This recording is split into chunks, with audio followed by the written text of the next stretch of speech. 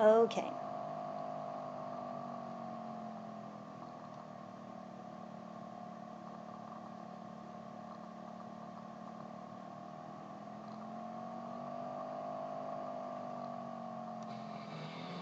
Is there sound?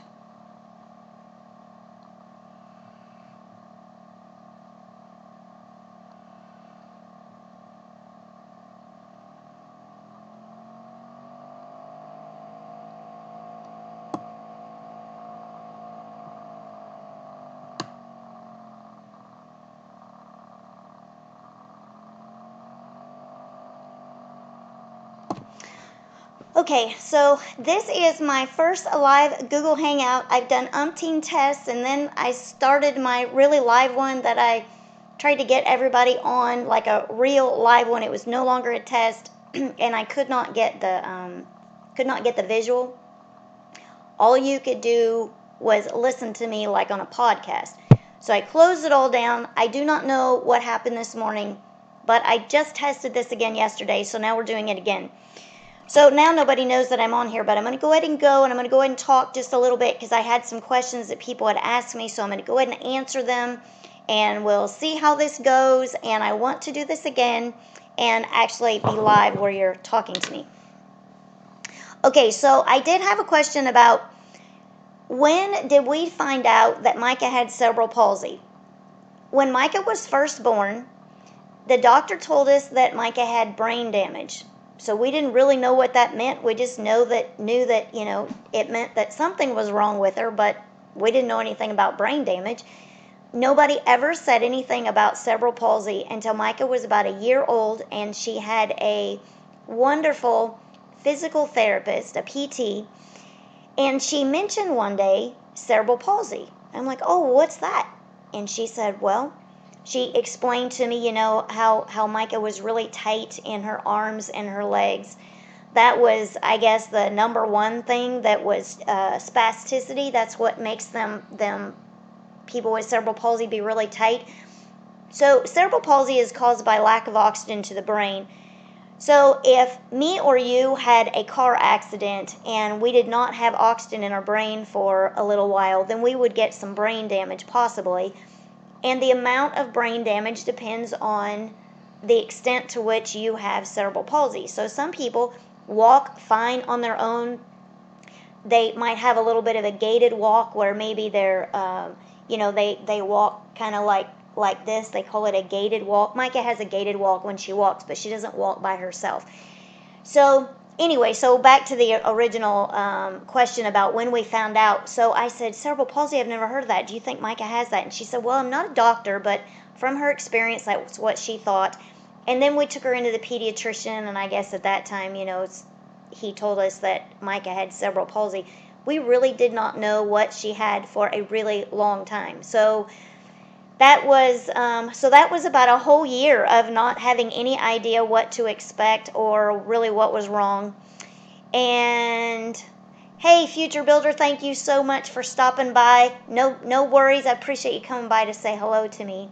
It means a ton. Okay, so then I had a question.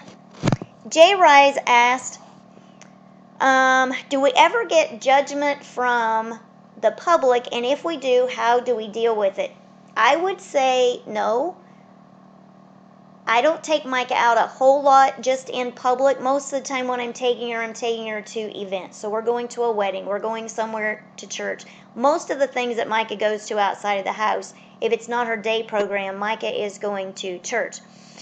So, going out in public with Micah, she has an electric wheelchair, and I'm always so nervous about her running into something or running into a person. Mostly it's about running into a person. I do not like to take her out in her electric chair if it's crowded.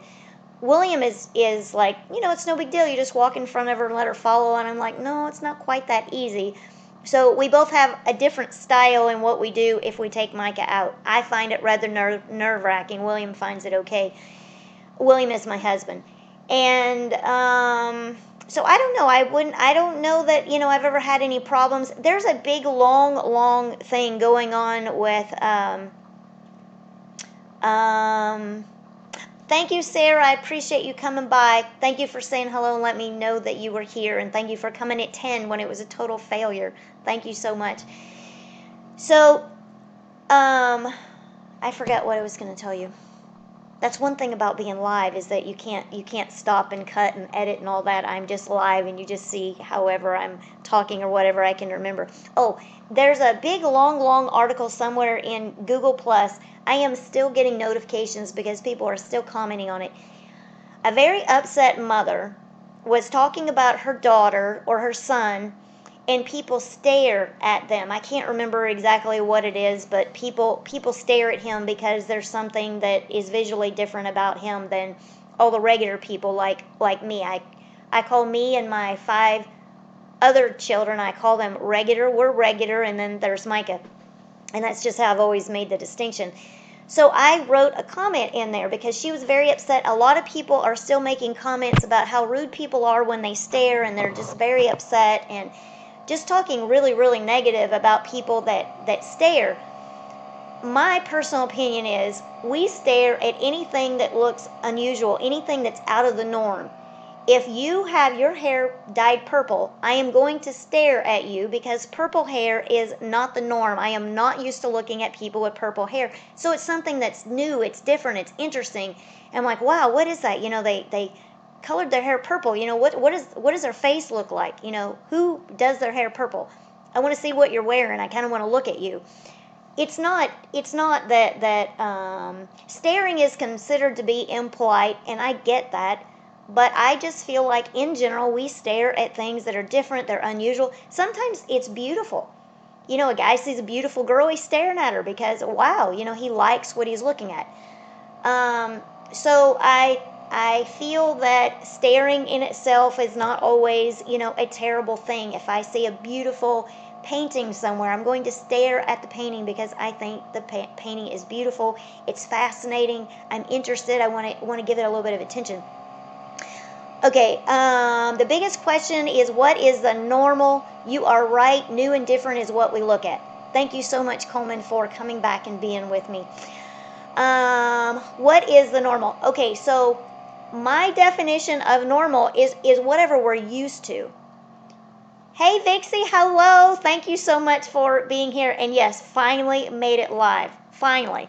So frustrated. I'm like in tears. I got so frustrated. I've been looking forward to this. I went to bed thinking about it. I dreamed about it. I woke up thinking about it. I've been at the computer, tried to make sure I had the lighting. I do want to know, do I look really dark? Because when I look, I fixed the screen so I can't see myself. There's about a 20-second lag time, so I'm just looking at the webcam. Hopefully I'm looking right at you when I look in the webcam. The 20-second delay is kind of a mind thing. But when I look on the screen, it looks like I'm really dark. So if somebody will let me know in the chat, and I don't know what to do for next time, but I'll work on it. Okay, so definition of normal for me, whatever we're used to. When I was growing up, I grew up with, it's clear enough we can see. Okay, thank you so much. When I was growing up, my parents fought a lot. There was a lot of alcohol. There was a lot of fighting. That was just sort of a normal thing to me. I didn't necessarily like it, but that was the only thing that I knew, so it was normal. Oh, I know a story I can tell you about Micah, about being normal. Years ago, Micah was probably about 4 or 5 years old.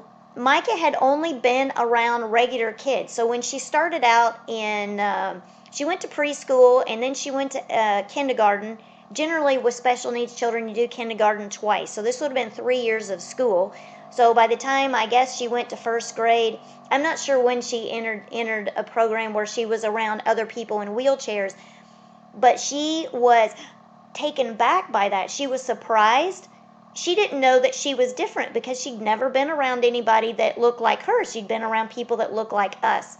And so she didn't know that she was different. In her mind, all the other people in wheelchairs, they were the ones that were different to her because it was something she wasn't used to. So I guess the normal definition in my mind is whatever we're used to. So if we're used to being around people that are in wheelchairs, that's normal. If we're used to being around people that walking around, then we consider that to be normal.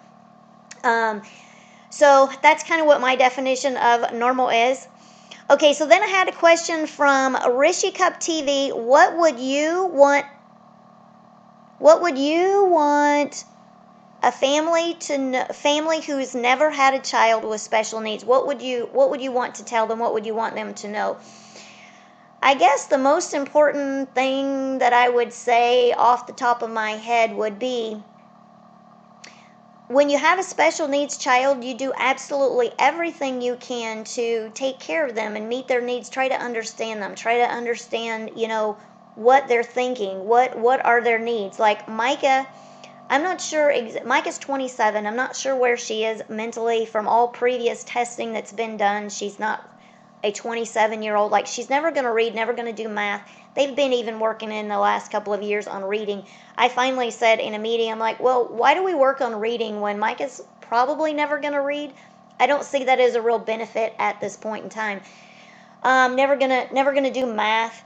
So, but Micah is very social, and Micah understands so many things. So what is it that we can do to try to understand what Micah does understand? She always gets sense of humor. I don't care what it is we're talking about. Micah always laughs appropriately. She responds appropriately, which is really good when we're in church. I never have to worry about Micah, just bursting out into something. Although I'm still wondering if she's ever going to. She's always real appropriate, which is really cool.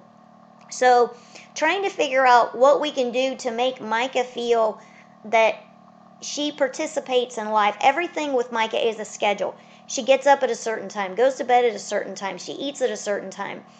We have to dress her. We have to prepare her food. We have to wash her hands. We have to wash her face, give her a bath. Everything about Micah we are doing for her. So what is it that Micah can do to participate? We can give her a choice. Okay, Micah, do you want a peanut butter and jelly sandwich, or do you want bologna and cheese sandwich? Or Micah, do you want leftovers, or do you want somebody to make a pizza? Always give her a choice of two things. Clothes. We already have preset outfits, so she's not picking out the outfits that we put together. But we can hold up two things and say, Micah, you want to wear a jean skirt, or you want to wear this really pretty dress? And Micah can choose and decide whatever she gets to wear. So the more choices that we can give Micah, Micah, do you want to go out or do you want to stay home? That's what we can do with Micah. So giving her the best care possible and helping them to participate as much as they are able to participate in life. That would be my answer. Help them find all the ways that you can to help your special needs child participate in life and be able to make their own choices. Okay, so then I had a question. What is your favorite aspect of having a YouTube channel? This is from Much. Thank you so much, for your question. My favorite aspect, I started my channel because I love to chat.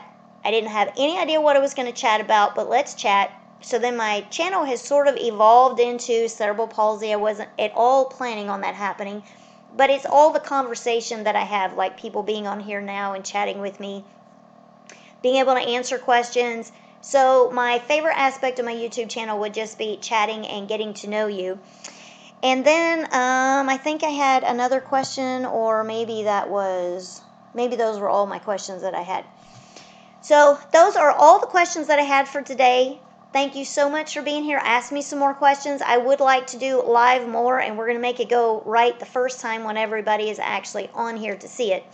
So thank you so much for being here, and I will talk to you soon. I will look to the hills from whence cometh my help, for my help cometh from the Lord. Bye-bye.